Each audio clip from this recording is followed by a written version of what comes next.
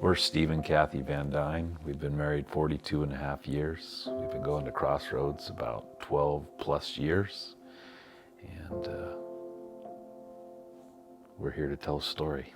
So Blake was our much anticipated firstborn. He was a cute little rosy-cheeked, active little boy, and he was a happy guy, and he was well liked by all. And he quite often said, "This is the best day of my life." And he went off to college, loved college, came down with an ulcer, and that's kind of when everything started. He was taking some medication for his ulcer and also self-medicating for the pain of that, not sleeping because of the medication he was taking.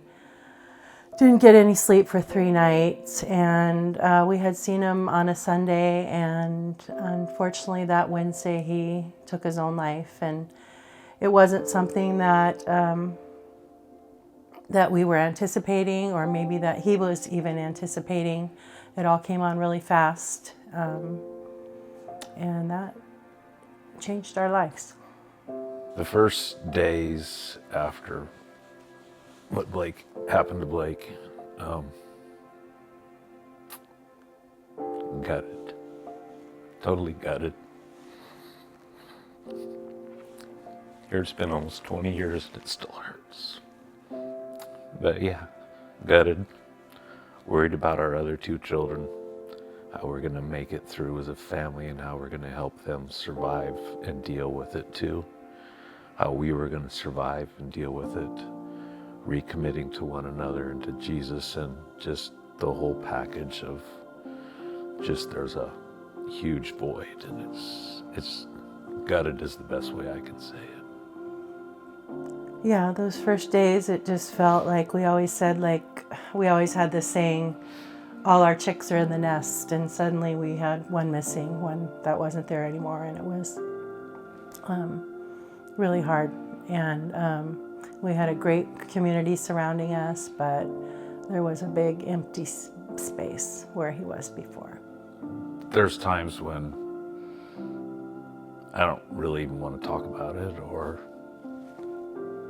maybe I want to talk about it, but you just go through these waves and just realize that our waves aren't going to sync up all the time. So it's just helpful to know that it's okay to grieve the way you need to grieve to get through it. Steve and I go and talk to high school kids about our story, and so we're excited about being able to have a place that we can point them to.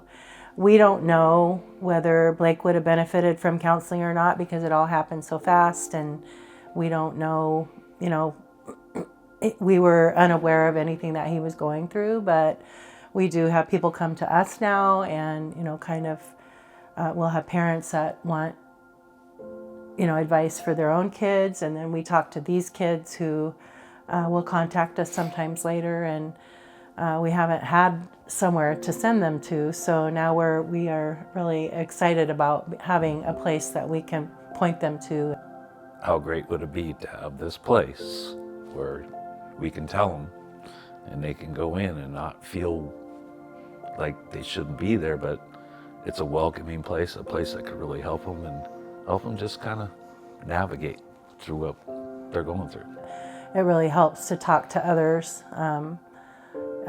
and just, it was a lifeline in a time of trauma and crisis, and just somewhere you could go, a safe place where you could go and talk to others. And that's why we're so excited about this counseling center, because it's so important in times of crisis. Counseling is not a sign of weakness, it's a way of becoming stronger.